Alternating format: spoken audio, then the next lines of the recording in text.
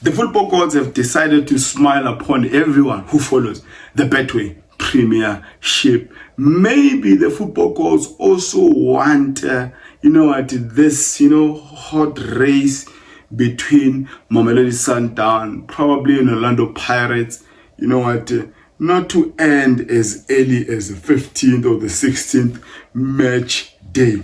It ends with TS Galaxy winning 1-0 against the league leaders Mamelodi Sundowns. Now, here's the thing. They came with the plan, and the plan worked for them. That means that the rocket and that fast moving train of Mamelodi Sundowns ending the 10 wins in a row. It's a first loss for a Miguel Cardoso led Mamelodi Sundowns. Now, here's the thing.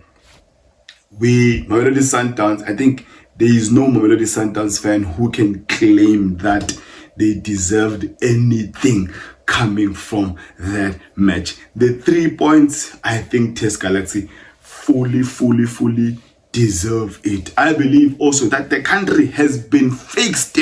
Everyone is happy. I'm pretty sure in Orlando, their drums beating because they see a chance now of them closing that gap. Mamelodi Sundowns winning this game would have meant that they are leading Orlando Pirates with 12 points. Well, I do go by the name of Oscar. Since football, I engage and discuss on anything to do with football from Africa to the world and from the world to Africa. Mamelodi Sundowns has been humbled.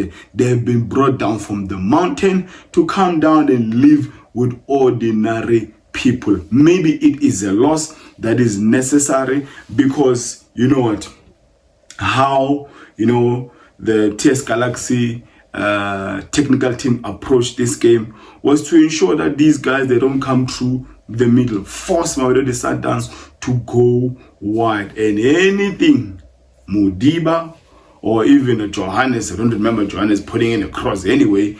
They didn't put in a whole lot of crosses, but if they did, the team that is red, similar to extinguishers, they successfully extinguished any ball that was coming in from wide angles. And if you look at Mamelodi Sundowns, they came into this match with only 2 changes from their 4-1 win against the Orlando Pirates over the weekend. So it was Murena who set out for Keegan Johannes and Teshrik Matthews who came in for Ikram Reyners. If you ask me, I would have probably, because Mamelodi Sundowns has probably played now 4 games in a period of about 10 days, if I'm not mistaken. Yeah, about 10 days. So, and that is a whole lot of matches. I would have assumed that maybe a Williams could have been rested on this one for an Onyango. But again, maybe the mindset of a Miguel Cardoso would be, we are playing a Nedbank fixture over the weekend. So let the guys who played very well against Orlando Pirates play against this guy. And now going to the game, that first half was a tortoise pace. It was very slow build-ups. And TS Galaxy actually allowed Mamelodi Sundowns, to do whatever they want to do from the back. There was no counter-pressing. There was no pressing. But the minute they came through the middle, that's when an old guy, like a 36-year-old Mpumalanga, went in, attacked. And then your Sibelebeles, the striker that is, underrated, what's his name? Zaimovic would not allow a Grant or a Suarez or a Mokoena to push in. They did not mind Mokoena playing in that center line, passing the ball wide. Although I honestly believe that Tebogo Mokoena was the man of the match on the side of Mamelodi Sundowns. He played very, very well. But with the build-ups of Mamelodi Sundowns, slow build-ups for Mamelodi Sundowns, they were okay with that, the TS Galaxy. Then whenever they won the ball, they were very good in transition. Sibelebele coming from the left, another Mahlangu from the right, Zamovic, Litswalo as the target man. So Velase in that middle of the park really played well. And us playing wide, trying to put in crosses, it was not the best of games. But now, I honestly believe that this was a type of a game where we needed another number 10 who is great in manipulating, playing through the pockets, manipulating those small spaces. Another number 10 was going to play closer to Lucas Riveiro. Lucas Riveiro, our target man or danger man.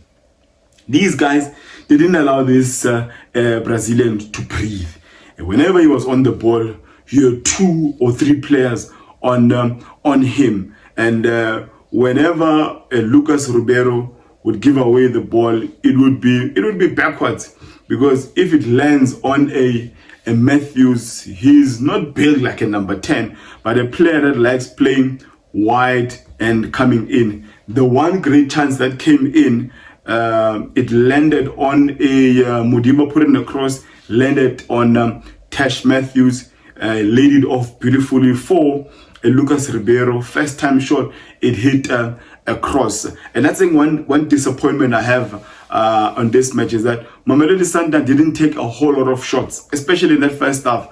Considering that the goalkeeper is not the best of goalkeepers. I mean, the guy, he will parry almost everything that comes to him. So, and I don't think the pitch, obviously it was better than the Loftus pitch, but the pitch was not would not favor a keeper, because if you take a shot at goal and it bounces before it reaches the goalkeeper will not hold it. He will parry it back either on the side or back on the field, which is something they did in the second half. And but TS Galaxy fully deserved this match. Mamelodi Sundowns could have done better.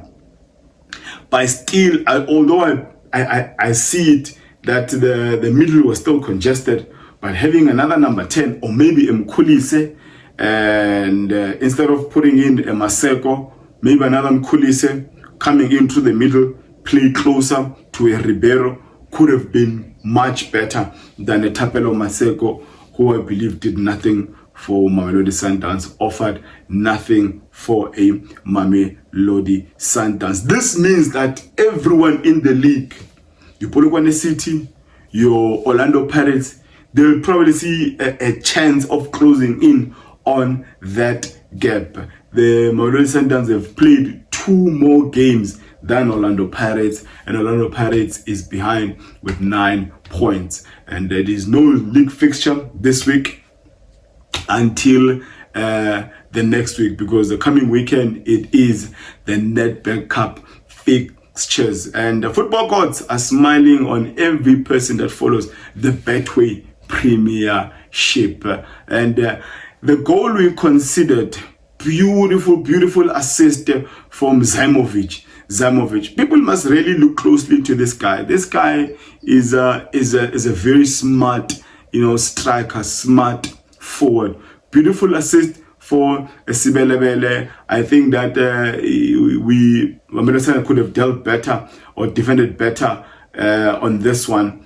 But even though he went into the box, had time to shoot, take a shot at goal, you know what? Ronza Williams, the current CAF Inter-Club Player of the Year, the current CAF Goalkeeper of the Year, ever since he picked up those awards, ever since, he went to the Ballon d'Or award awards in Geneva, Switzerland. Hey, the guy has not been the same. I mean, some of the goals he's conceding, it's just goals that you would accept to be considered by a goalkeeper from a TS Galaxy or a Richard Ofori.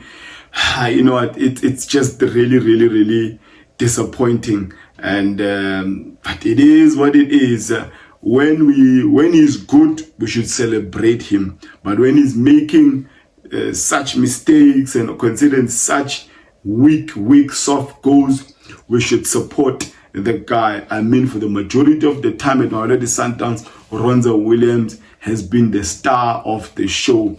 But in recently, or maybe the past 2 months or 3, it has not gone. It has not gone down well. But it is what it is. Mamelodi Sundowns have lost 1-0 to a TS Galaxy. Happy one for the Mpumalanga team, and it's back to the drawing board for Miguel Cardoso. But definitely, the midfield three of Sundowns, I think Jared Adams didn't have a good game today, lost some balls, had some, not so great passes, and coming to this weekend, playing against those, Mpefeni defenders, there's probably going to be a whole lot of changes. It's going to be a whole lot of changes. Johannes was given a chance to start, and he did not raise his hand. And I'm not sure if Zuko is out injured or not.